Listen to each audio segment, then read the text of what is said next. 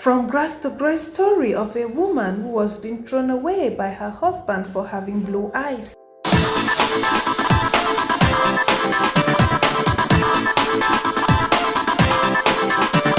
My great people, may una follow me for Life of Teresa. Link go there for description box. So Life of Teresa go be mostly about my personal life.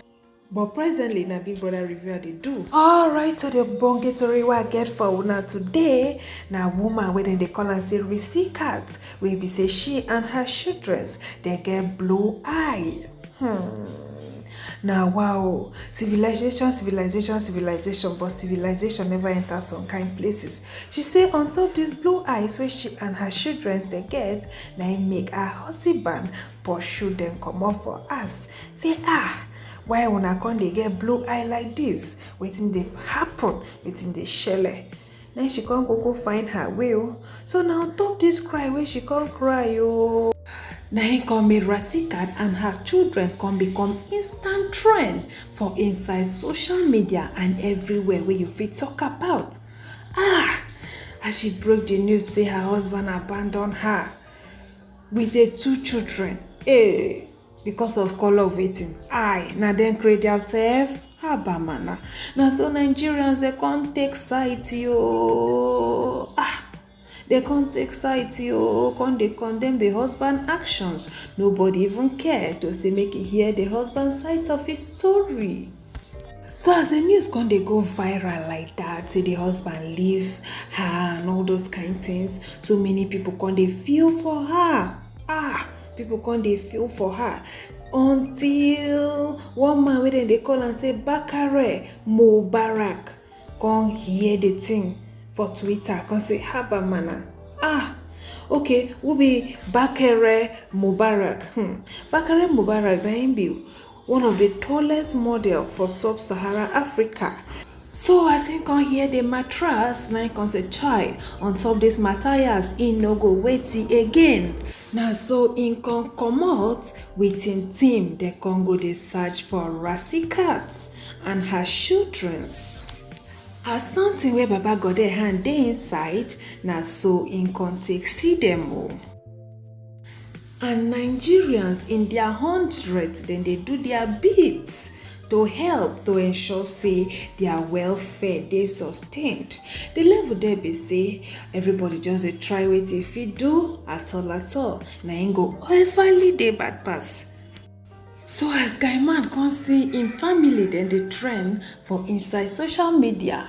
Everywhere newspaper no be small Now him a can talk in belle. Say waiting in wife talk say no be true. Say self. Now that eye na him make am fall in love with the woman. So waiting go make am can they talk say the eye no good. Now you can say the woman no they ever appreciating effort. As anything where in do, the woman no they ever happy. Not be only the woman, but the woman and her family. They know they appreciating in effort. Now wow, this matter. The thing tie rapper where canvas join, because if you look and deep, you don't even know what to believe.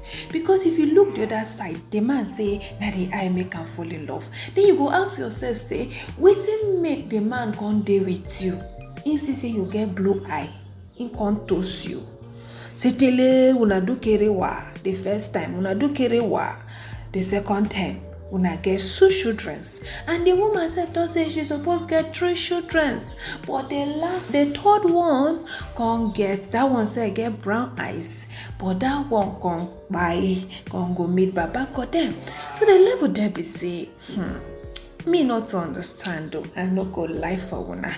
I don't know who they talk truth. I don't know who they talk lie. But I know say it get people where they get a bad mouth. They feel see you, they come to you, they see your flat in yashi, they come to you. After una don dey finish, every day their mouth go dey for flat nyash, flat nyash, flat nyash, flat nyash.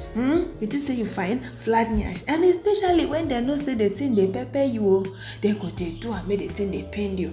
Maybe the man been see the woman love am because of the eyes, but sometimes wetin dey make people dey yap people like that na when they know say you dey so insecure about that part of your body, they go dey carry and dey yap shege comot for your body. Maybe as if say the woman dey insecure, I don't know, I just dey talk maybe no be so. Maybe as if say the woman dey insecure, now I come dey use that part dey yap am, or maybe be no really mean make she comot, but as you too dey yap the woman, na the woman come provoke, or maybe when they quarrel, they use and yap am. I don't know, really, I don't know. I'm just trying to make up. When I know say when things they go viral like this, celebrities and they always like to they involve. But on top their matter, I never see celebrities they involved the way they've been there for little success. See, we be seeing many celebrities they've been they involved for. Now I can't they wonder, as I be baby success don't spoil show with that video of ingratitude where she been do. They don't say her papa say they drive for car, waiting they promise them they no give them all, like say people been they owe them before. Alright, so for some of una wey been they say waiting come bring baby success come for this Matthias. Baby success too been done dey viral due to this small video where she do, where she say they go flock tire because of say they drive her for exam fee. Alright, so I been done do a comprehensive video about this. I go put the link of the video for my description box. May una go watch But may una watch the ingratitude. May una see what I eat now don't make celebrities provoke. They go flock. They go tire. See everything I've changed for you. Sometimes you are fresh, Now we say all the money they promise you, they don't give you, Abby. No. Everything now fake. All it may say, they don't give you this show, they don't do that. Everything now fake. They just come out, ask for urban area. 27 FC, they go do this show, they go do this show, they go France, go Abuja, America, no, this show, they post that on Facebook. Maybe this is we don't wish.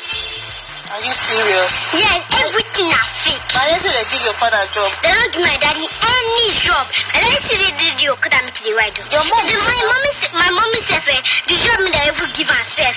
Then they pay her. They just pay her tell her say he never they paper.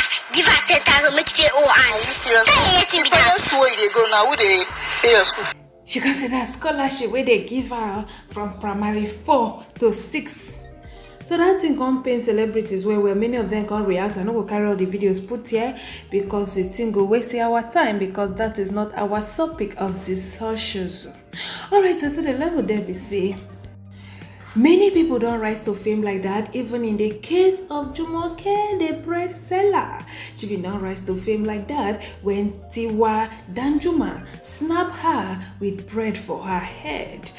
People can see the photo, they can't like her. She can't be like, say, she be a born model. We can miss road, can go find herself for bakery, where she can't sell bread. And so she can become instant celebrity. She no even feel believe her eyes. She no even feel believe herself. Say, Ola Jumoke, the bread seller. Now don't become supermodel like this. Now don't they travel around the world. So I don't know why for this woman case, celebrities then okay, I been because she knows how to speak English. Because when they punch interview her, na languages now she use they talk. At least if they say she don't speak pidgin small the way Ola Jumoke been they speak. At least even if the English na cause and join the way Ola Jumoke been they speak. Maybe it will be a different case.